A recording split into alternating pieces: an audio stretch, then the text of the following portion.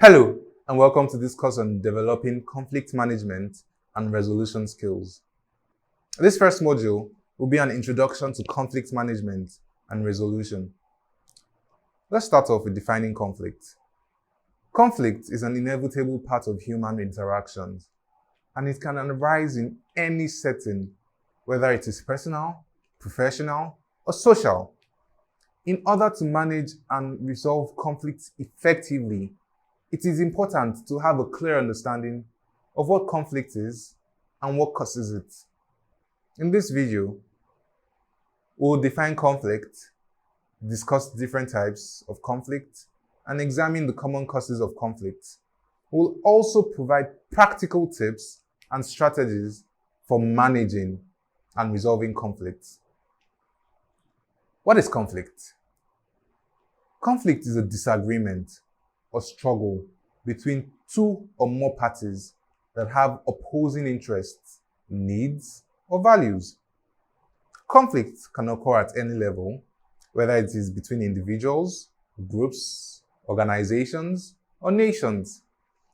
Conflict can arise from a variety of factors, including differences in opinions, goals, values, and beliefs. There are several types of conflicts that can arise in different settings. These include personal conflict. This is a type of conflict that arises between individuals, and it can be caused by differences in personality, communication styles, values, and goals. There's also interpersonal conflict. This type of conflict arises between two or more individuals who are in a close relationship, such as family members, friends, or romantic partners. Another type of conflict is organizational conflict. This is the type of conflict that arises within an organization. There's also intergroup conflict, which is conflict that arises between two or more groups that have opposing goals, values, or beliefs. Now, let's take a look at the causes of conflict. There are several causes of conflict. These include 1. Differences in values. When two or more parties have different values, it can lead to conflict. For example, if one party values honesty and integrity, while the other values loyalty and obedience, there can be conflict. 2. Differences in goals. When two or more parties have different goals, it can lead to conflicts.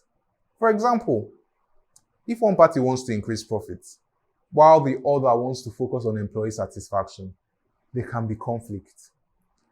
Another cause of conflict is communication breakdown. When there is a breakdown in communication, it can lead to misunderstanding, which can then lead to conflict.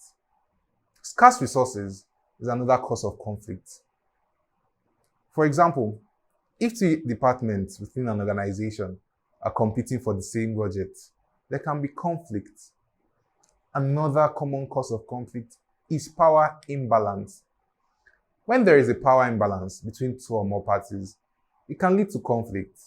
For example, if one party has more authority or control than the other, it can lead to conflict. Now that we've looked at the common causes of conflict, let's take a dig at managing and resolving conflict. Managing and resolving conflict requires a set of skills and strategies that can be learned and developed over time. Here are some tips and strategies for managing and resolving conflict. First, identify the issue.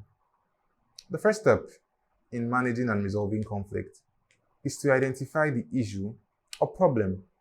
This requires active listening and asking questions to gain a clear understanding of the situation. Second, find common ground. Once the issue has been identified, look for areas of common ground. Identify shared goals or values that both parties can agree on. Once common ground has been established, third, explore different options for resolving the conflict. Brainstorm possible solutions, and evaluate the pros and cons of each. Take a look at the solutions. Fourth, choose a solution. Once a range of options has been explored, Choose a solution that both parties can agree on. It is important to find a solution that is fair and equitable for all parties involved. 5. Once a solution has been agreed upon, it is important to implement it effectively. This may require additional communication or collaboration between the parties involved. Finally, it is important to monitor the solution to ensure that it is working effectively. Thank you for watching. See you in the next video.